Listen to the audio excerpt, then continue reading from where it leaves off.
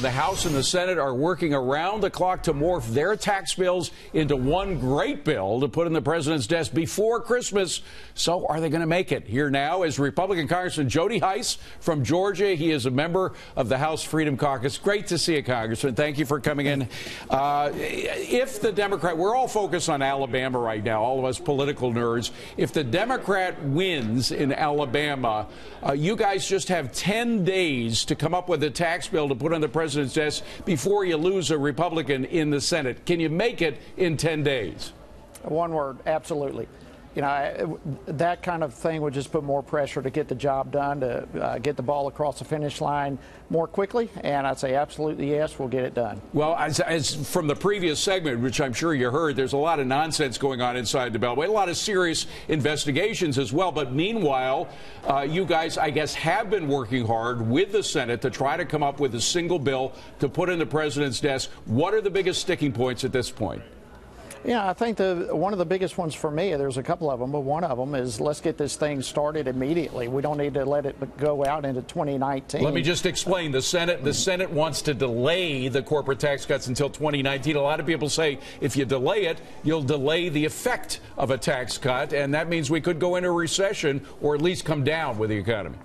Yeah, and that's just nonsense. We're talking tax cuts. Let's get on the ball. Let's get the ball rolling immediately.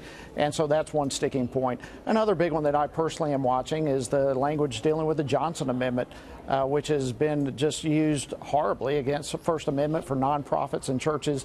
That language is in the House bill, not in the Senate bill. So I'm hopeful that that'll go across. But either way, the debate, it's on the table. It's going full time around the clock. We're going to get something coming out, a report that'll go to both the House and the Senate, and I feel very confident it's going to be the greatest tax cut in American history, and it's going to be good both for individuals and businesses. Let me quickly talk about rates. First, the corporate rate. The president says the 20% is non-negotiable. Some people are saying it'll come up to 22%. What do you say? I say, what part of non-negotiable does anyone not understand? Let's stick with 20%. We want to be globally competitive.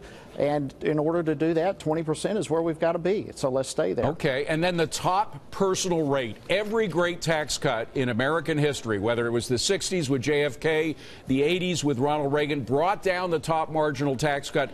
That empowered a lot of entrepreneurs to come up with new ideas, to work overnight to get their businesses started. We don't see much of a change in that top rate. Is it possible that it could come down? I hope so, personally.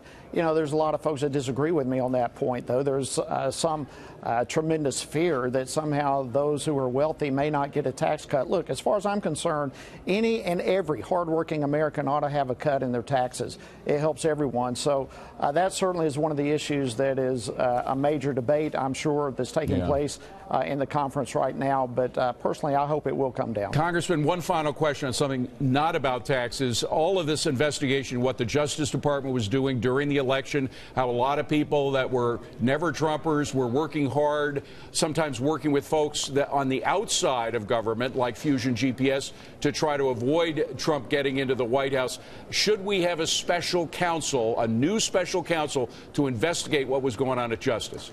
Why wouldn't we? Here we have a president who has a special counsel, it seems, every time he sneezes, and yet we have individuals like Hillary Clinton repeatedly involved in scandals and misconduct, and somehow Lady Justice is no longer blindfolded with someone like Hillary. It's time that justice is served across the board, that no one in this country is above the law. That is a foundational principle that every one of us as Americans cherish. And if that disappears, it's bad news for everyone. So, yeah, we've got to get serious about equal justice under the law. And so I believe this is an area where we've got to begin and keep the investigation going, or actually started in this case. Congressman Hice, great to have you. Please come back and see us again. We really appreciate it. My pleasure.